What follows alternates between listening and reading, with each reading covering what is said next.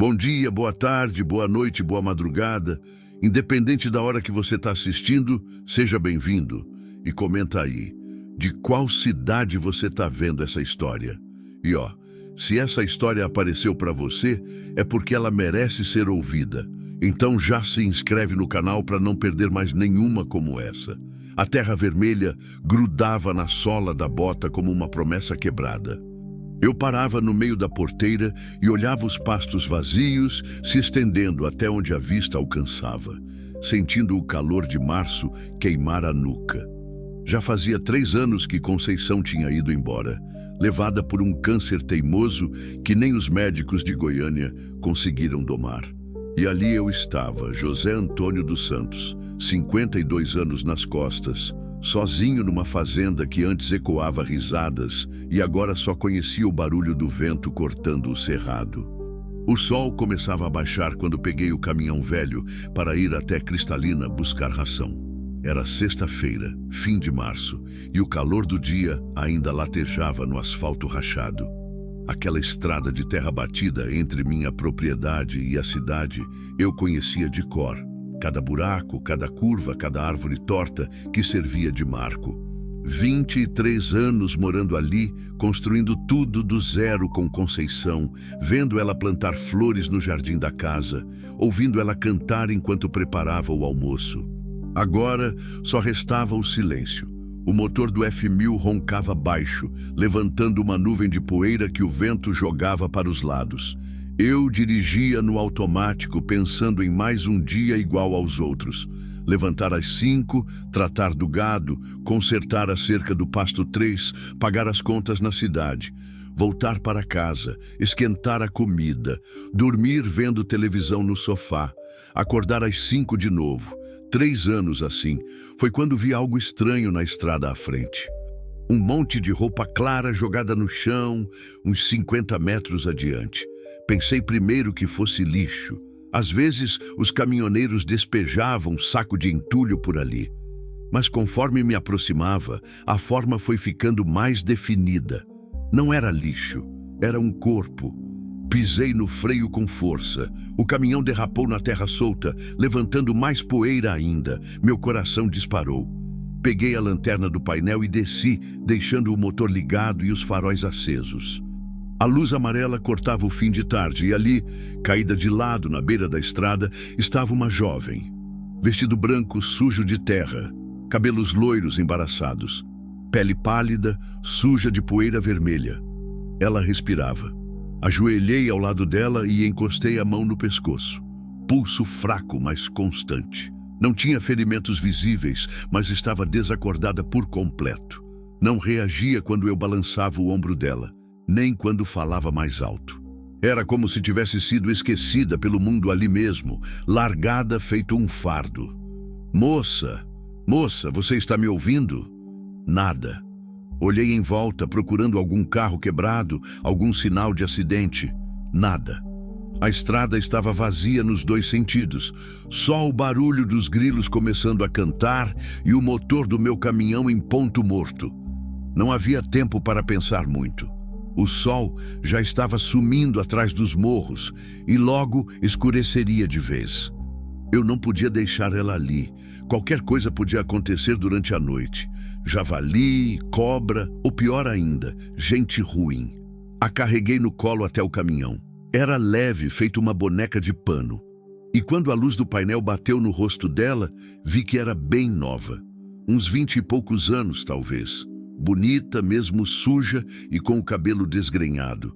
Deitei ela no banco do carona com cuidado, ajeito o vestido e voltei correndo para casa. Durante todo o trajeto, eu não parava de olhar para ela. Continuava desacordada, mas respirando normal. De vez em quando gemia baixinho, como se estivesse sonhando, ou tendo pesadelo.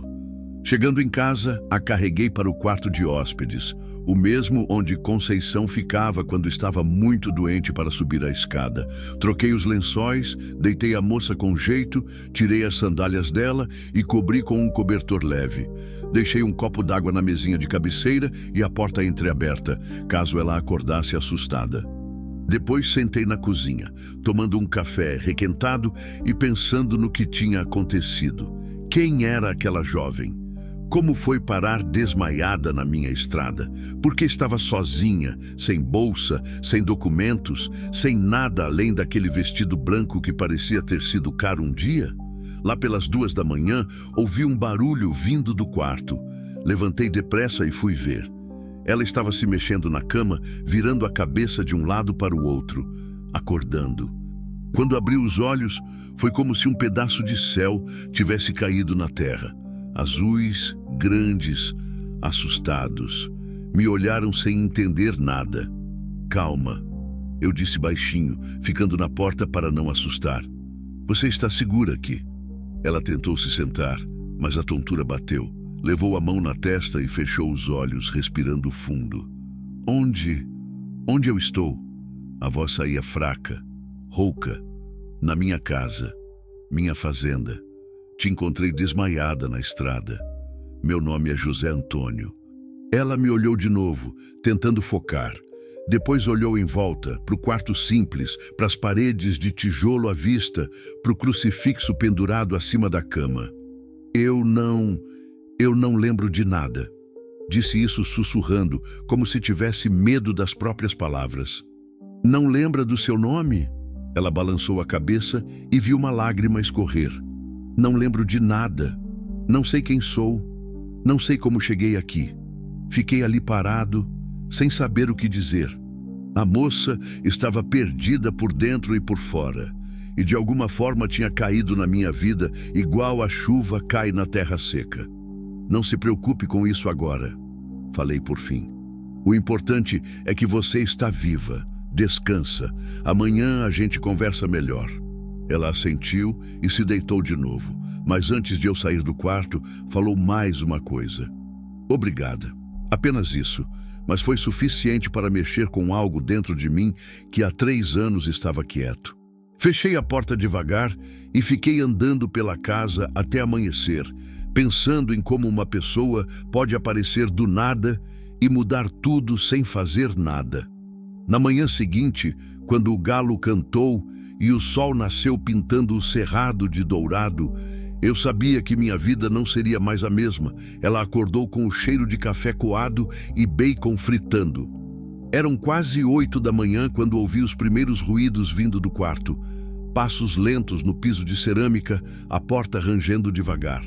Aparecer na cozinha hesitante, ainda vestindo o mesmo vestido branco de ontem, agora mais amarrotado. Bom dia, disse baixinho, parada na entrada como se pedisse licença. Bom dia. Como você está se sentindo? Melhor. A cabeça não está mais tonta. Indiquei a cadeira da mesa.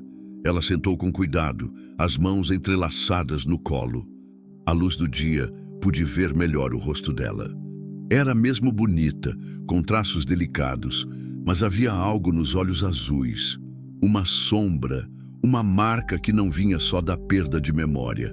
Servi café numa xícara de louça florida que era da Conceição.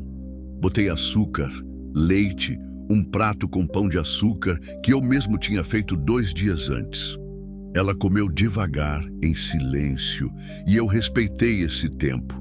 Lá fora, as rolinhas cantavam na mangueira do quintal. Você lembra de alguma coisa? Perguntei depois que ela terminou de comer. Ela ficou quieta uns minutos, os olhos perdidos na janela que dava para o pasto. Lembro de pedaços, como se fossem sonhos ou pesadelos. Uma casa grande, vozes gritando, alguém me segurando pelo braço com força. A voz tremeu no final da frase. Estendeu a mão direita por cima da mesa e foi quando notei a marca roxa no pulso. Alguém tinha apertado ali com violência. E um carro, continuou, correndo muito rápido. Eu estava com medo, muito medo. Mas alguma coisa? Ela balançou a cabeça e tocou no pescoço, como se procurasse alguma coisa. Tinha um cordão aqui, com um pingente. Este aqui? Tirei do bolso da camisa a corrente de ouro fino que tinha caído quando a carreguei na véspera. Ela pegou o cordão com as 2 mãos, como quem encontra um tesouro perdido. O pingente era pequeno, delicado, com um brasão gravado. Coisa cara, sem dúvida. É meu, disse, e pela primeira vez sorriu. Não sei de onde veio, mas sei que é meu. Passou o cordão pelo pescoço e guardou o pingente por baixo do vestido. Aquele gesto simples pareceu devolver um pouco dela para si mesma. Os dias seguintes caíram numa rotina estranha e boa ao mesmo tempo. Ela não lembrava o próprio nome, então comecei a chamá-la de moça. Bom dia, moça. Quer mais café, moça? A moça precisa de alguma coisa? Ela ria baixinho toda vez, e eu gostava desse som na minha casa vazia. De manhã cedo, eu saía para tratar do gado e consertar o que precisava consertar. Ela ficava na varanda lendo uns livros velhos da Conceição ou ajudando com os afazeres da casa. Tinha jeito para cozinhar. Fez um frango com quiabo que estava melhor que o meu. Quando perguntei onde tinha aprendido, disse que não sabia. As mãos simplesmente sabiam o que fazer. É como andar de bicicleta, falei. O corpo lembra mesmo quando a cabeça esquece. De tarde, quando o calor apertava, sentávamos na sombra do terraço. Ela perguntava sobre a fazenda, sobre a região, sobre minha vida. Contei da Conceição, de como construímos tudo ali do zero, de como ela fazia questão de plantar flores, mesmo sabendo que o gado ia pisotear. Falei da doença, dos últimos meses difíceis, da solidão depois. Deve ser muito triste ficar sozinho, ela disse numa dessas tardes. A gente se acostuma. Não acredito nisso. Me olhou com aqueles olhos azuis que pareciam enxergar mais longe que o horizonte. Ninguém se acostuma com a solidão. A gente só aprende a conviver com ela. Fiquei pensando naquelas palavras a noite toda. Foi na quinta-feira, uma semana depois de ter aparecido, que ela lembrou do próprio nome. Carolina, disse de repente no meio do almoço. Meu nome é Carolina. Carolina, repeti, testando o som. Fica bem em você. Carolina. Ela repetiu também, como se estivesse se apresentando para si mesma.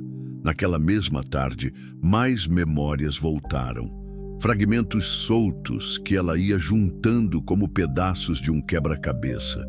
Lembro de cavalos, muitos cavalos numa cocheira grande, e de um homem de bigode que me ensinava a montar. Seu pai?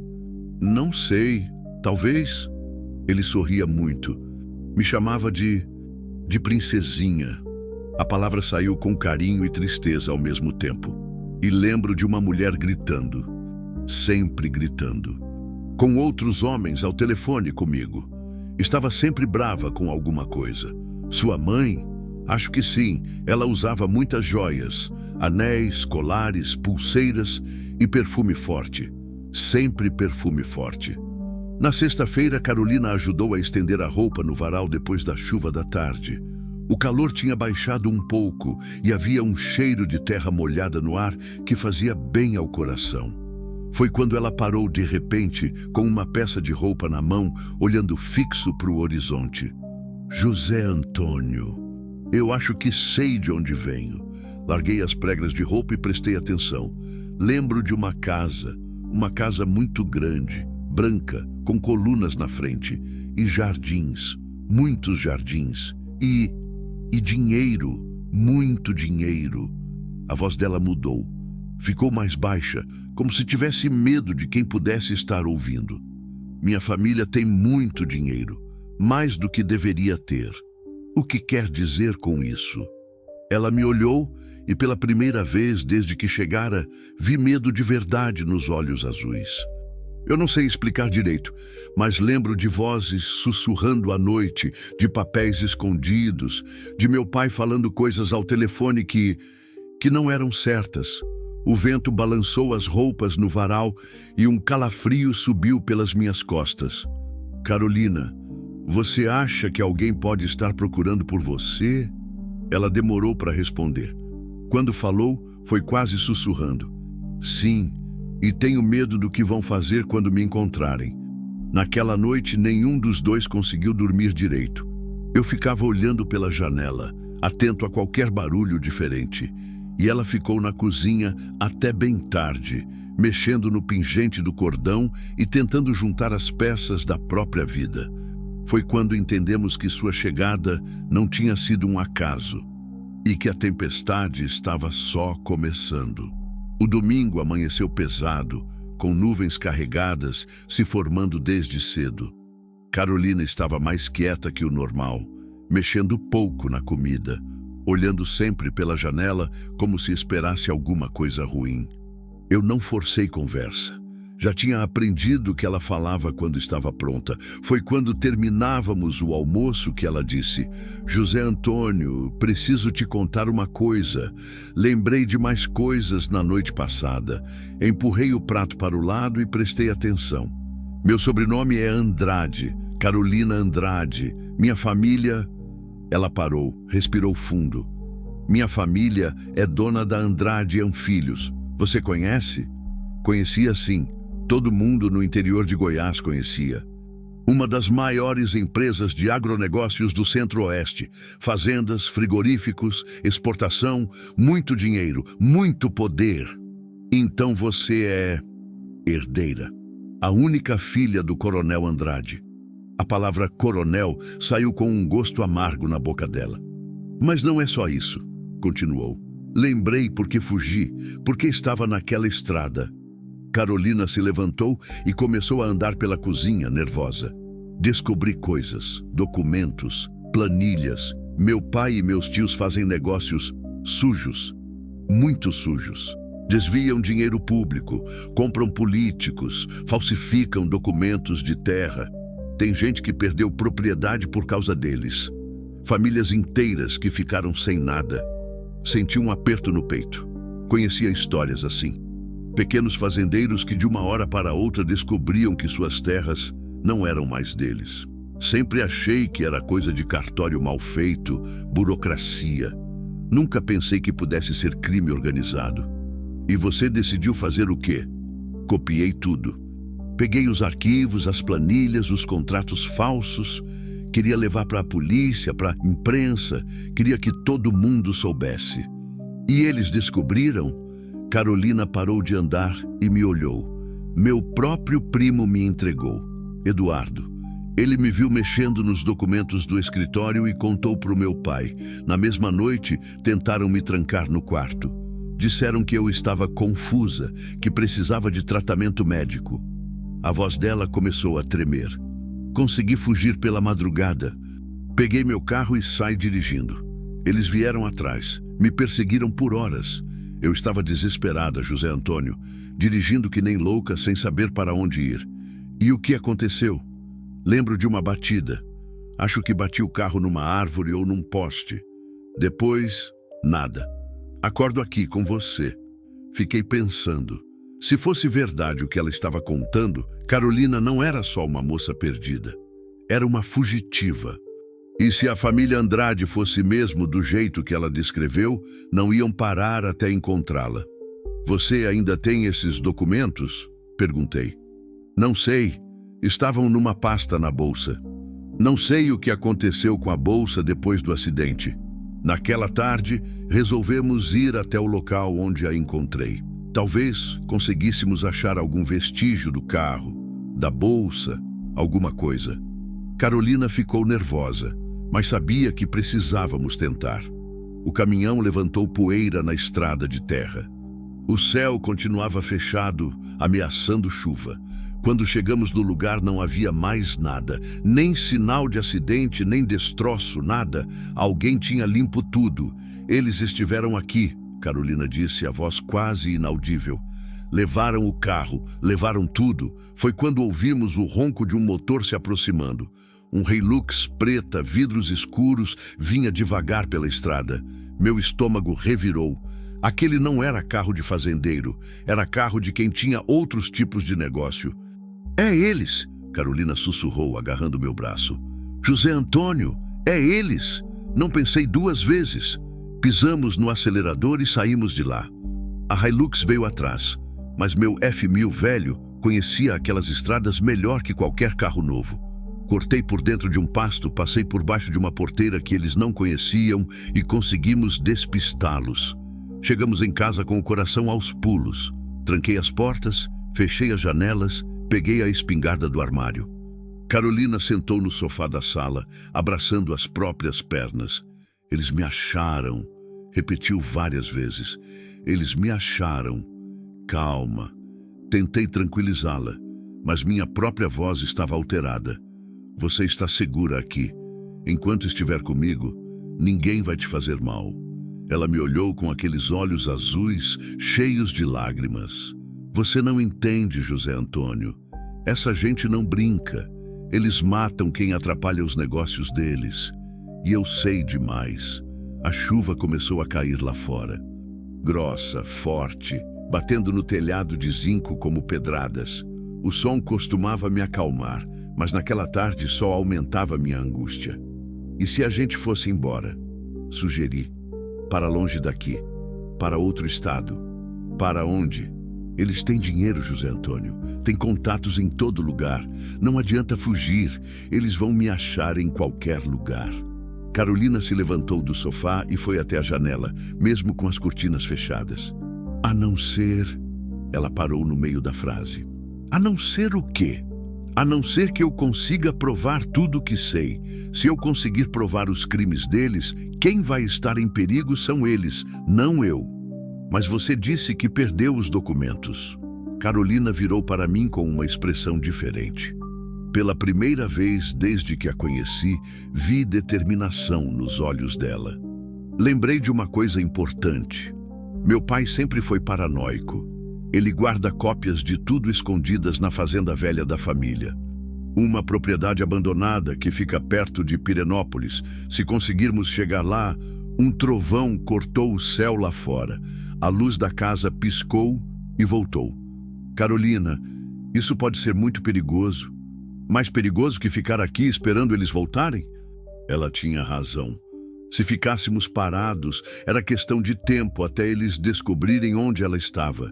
Mas ir atrás dos documentos significava entrar na boca do lobo. Está bem, disse por fim. Amanhã cedo a gente vai atrás dessas provas. Mas tem uma condição. Qual? Se alguma coisa der errada, se alguma coisa acontecer comigo, você promete que vai continuar, que vai levar essa verdade adiante. Carolina veio até onde eu estava e pegou minhas duas mãos nas dela. Nada vai acontecer com você, José Antônio, e nada vai acontecer comigo, porque agora nós dois sabemos a verdade, e a verdade sempre encontra um jeito de vencer. Do lado de fora, a tempestade continuava. Mas pela primeira vez em uma semana, eu senti que não estávamos mais fugindo. Estávamos nos preparando para lutar. Saímos de casa antes do sol nascer. A chuva da noite anterior tinha lavado a poeira das estradas, deixando o ar mais limpo, com cheiro de capim molhado. Carolina estava tensa, mexendo no pingente do cordão sem parar. Eu tinha colocado a espingarda atrás do banco, junto com uma mochila de mantimentos e água. A fazenda fica longe? Perguntei enquanto pegávamos a estrada principal. Umas 2 horas daqui, perto de Pirenópolis. Faz anos que ninguém mora lá. Meu avô morreu quando eu era criança e a família abandonou o lugar. O sol foi nascendo devagar, pintando o cerrado de dourado. Passamos por Cristalina ainda com as ruas vazias, só os padeiros abrindo as portas. Em condições normais, seria uma viagem bonita. Mas cada carro que aparecia no retrovisor fazia meu coração acelerar. José Antônio, Carolina disse quando já estávamos na BR-414. Eu queria te agradecer. Agradecer por quê? Por acreditar em mim, por me ajudar. Você não me conhece de nada, não sabe se eu estou falando a verdade, mas mesmo assim, eu sei que você está falando a verdade.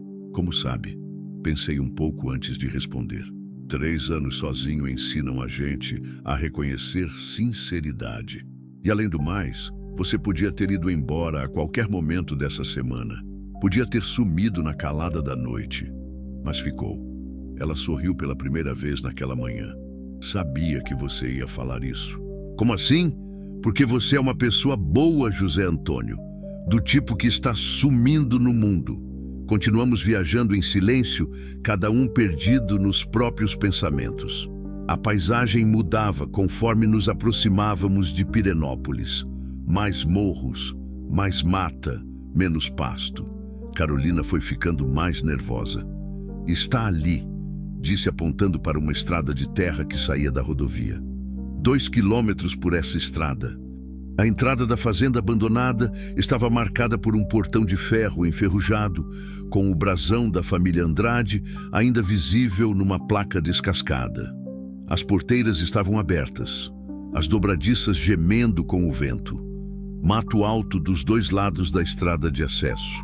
A casa principal apareceu depois de uma curva. Era realmente imponente. 2 andares, varanda com colunas, janelas grandes, mas estava em ruínas. Tinta descascada, vidros quebrados, mato crescendo nas paredes. Tinha alguma coisa de assombrado naquele lugar. "Meu Deus", Carolina sussurrou. Não lembrava que estava tão destruída. Paramos na frente da casa. O silêncio era total. Nem canto de pássaro, nem barulho de inseto. Como se até os bichos soubessem que ali não era lugar de gente viva. "Onde você acha que seu pai esconderia os documentos?"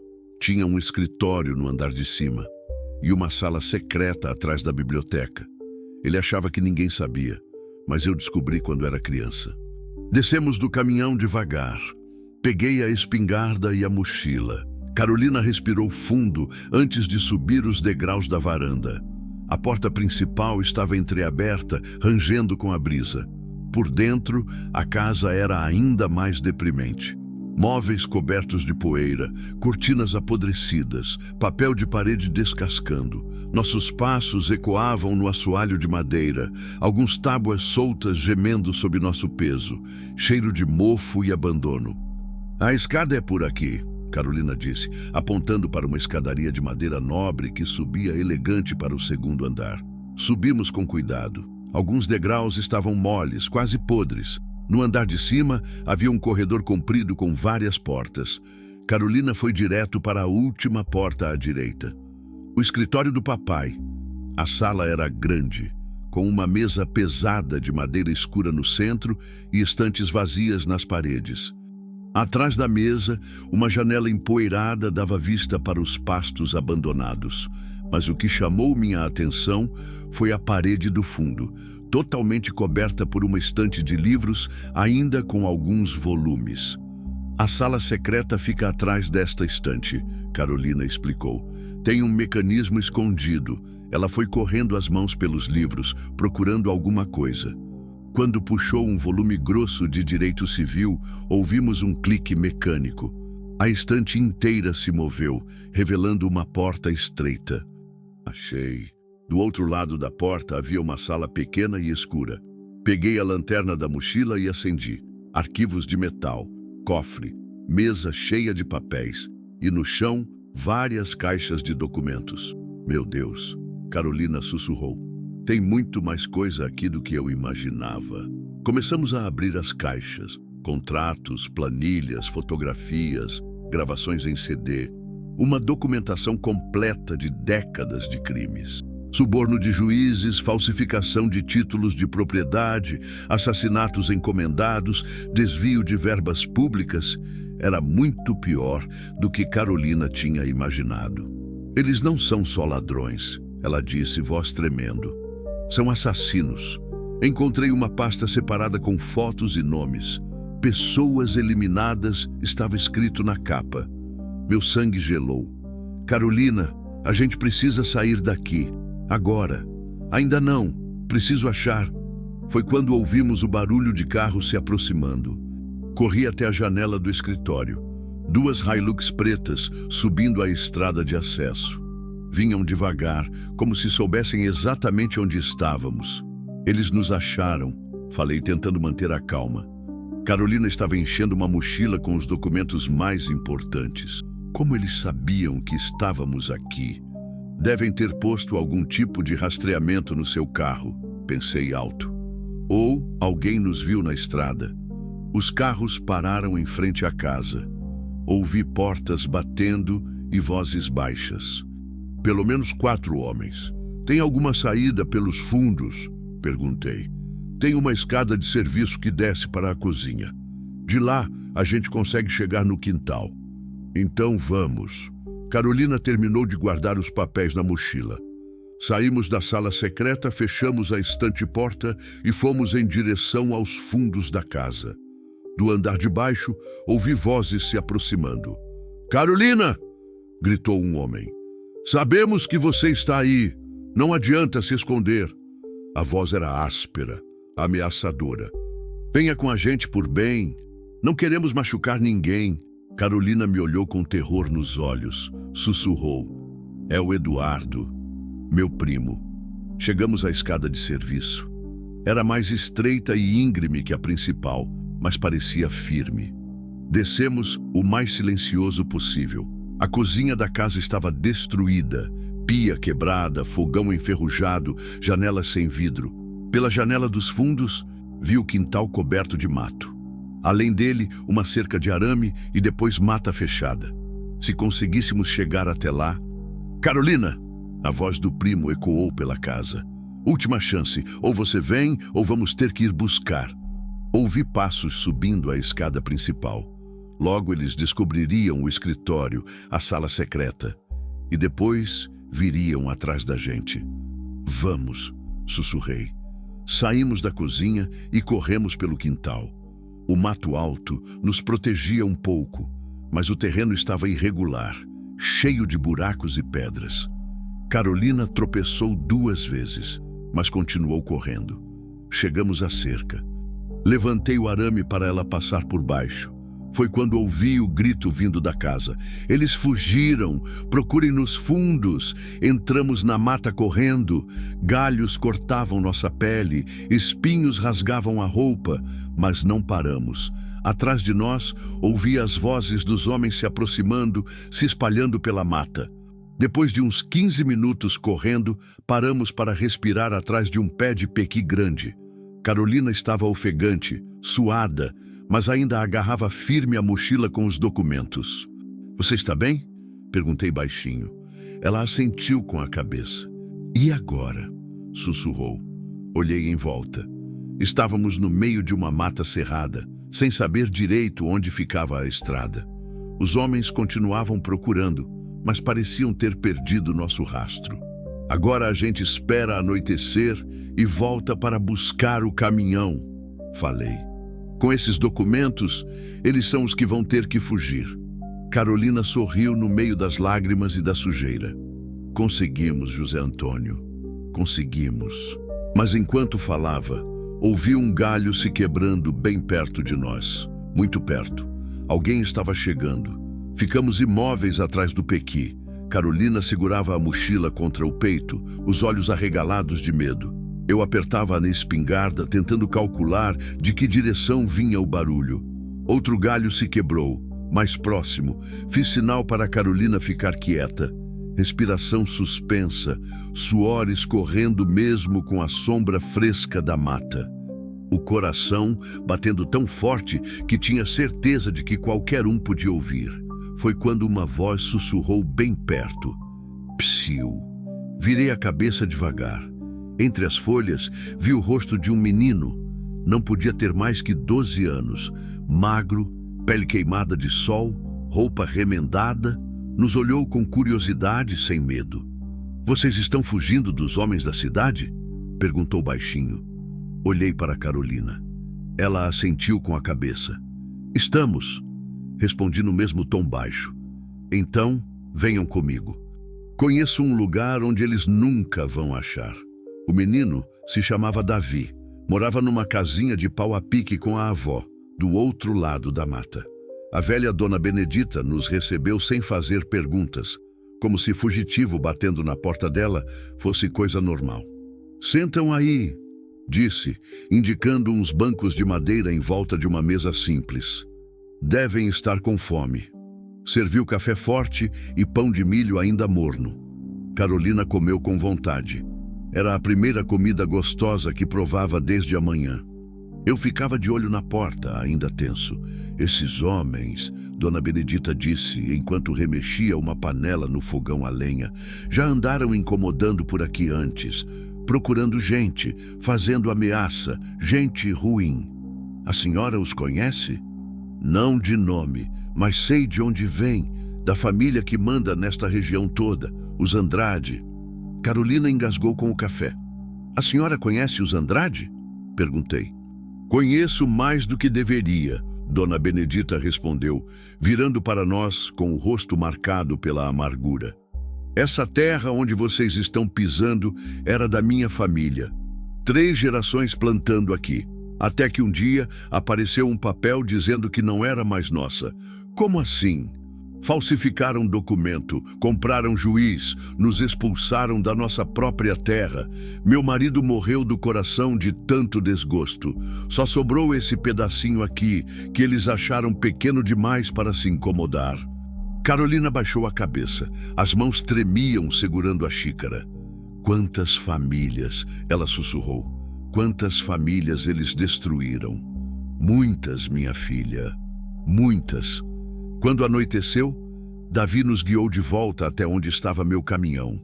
Os homens tinham ido embora, mas deixaram um recado, todos os pneus furados.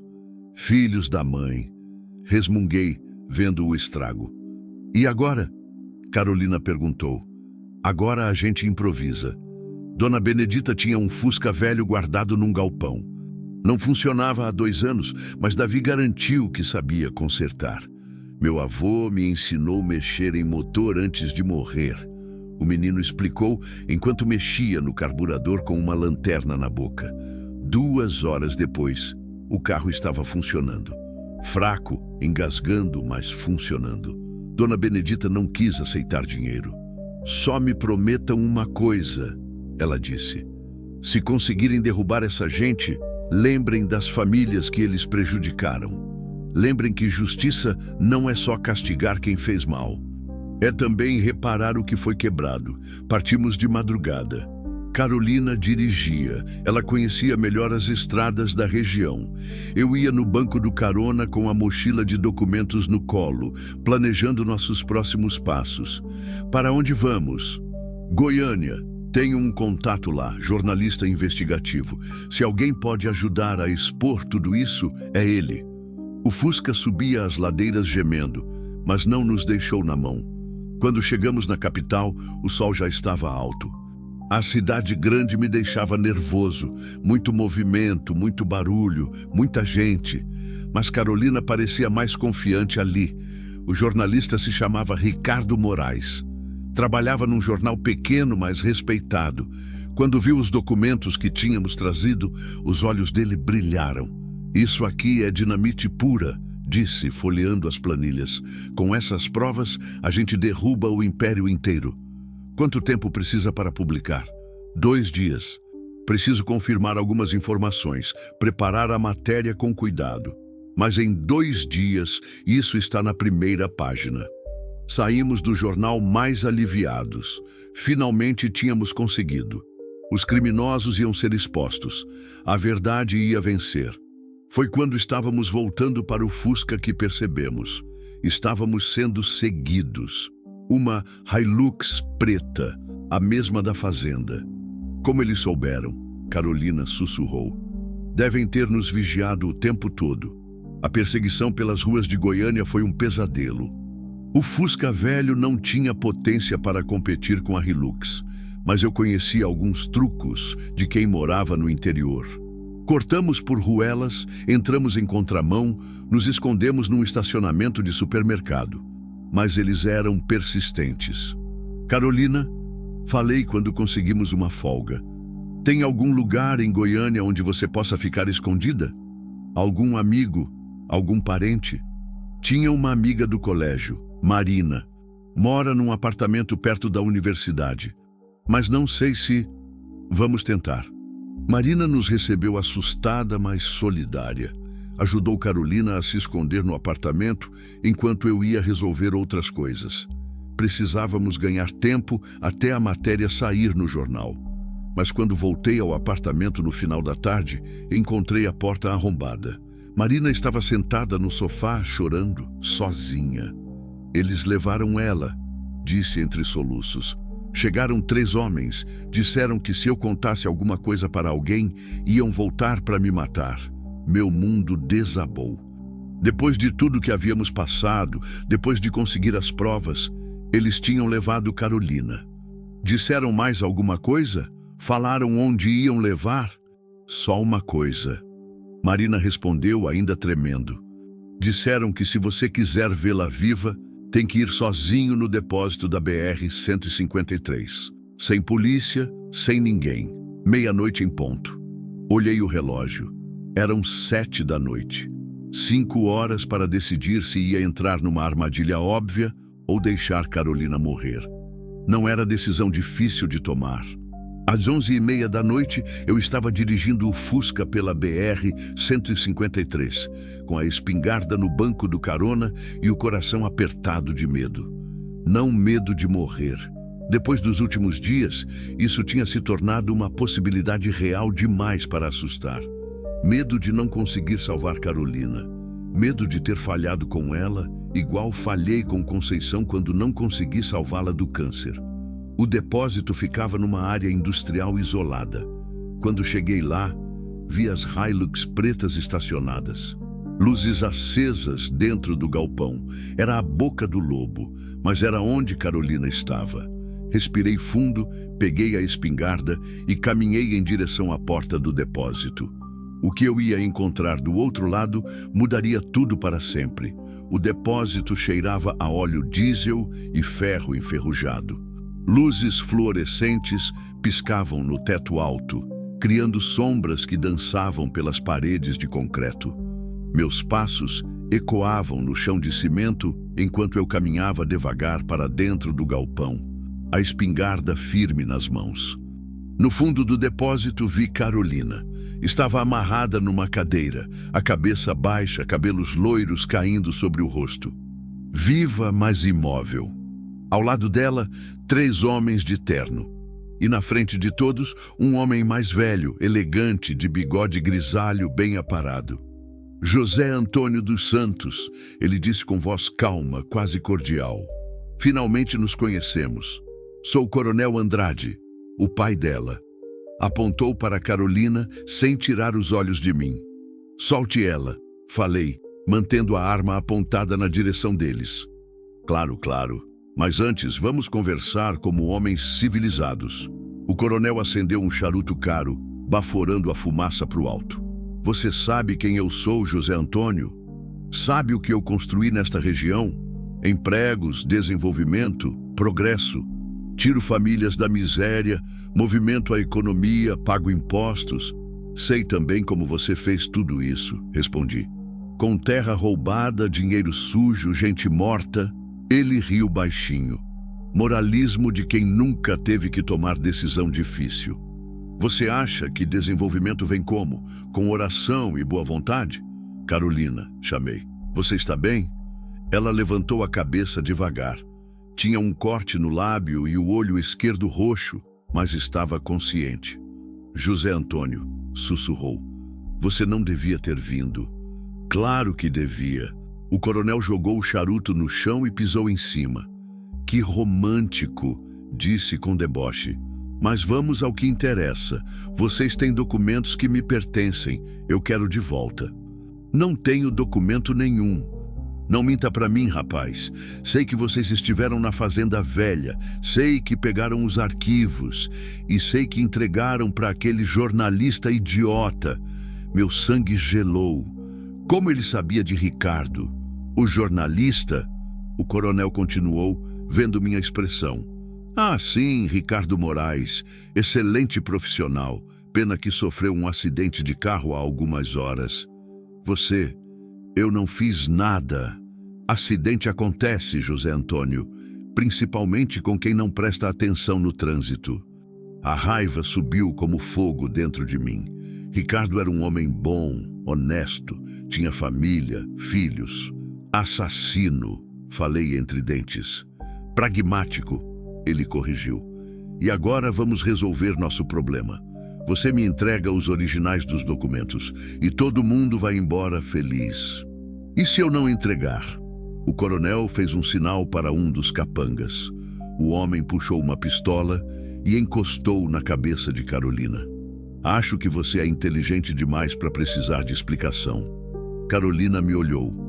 Mesmo machucada, mesmo com medo, havia determinação naqueles olhos azuis. Não entrega, José Antônio, disse com voz firme. Não entrega. Eles vão nos matar de qualquer jeito. O capanga apertou a arma contra a cabeça dela. Última chance, o coronel disse. Foi quando ouvimos as sirenes, muitas sirenes, vindo de todas as direções.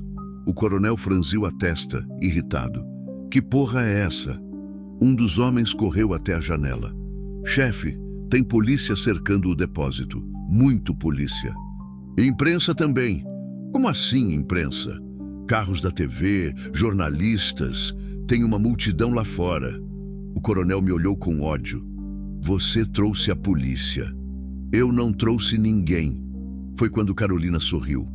Mesmo machucada, mesmo com uma arma apontada para a cabeça, ela sorriu. Eu trouxe, disse. Como? Antes de eles me pegarem, consegui ligar para a Marina. Contei onde vocês iam me trazer. Ela ligou para a polícia, para a imprensa, para todo mundo. E também, Carolina olhou para o pai com desprezo. Ah, também mandei cópias dos documentos para 5 jornais diferentes, por e-mail, com envio automático programado.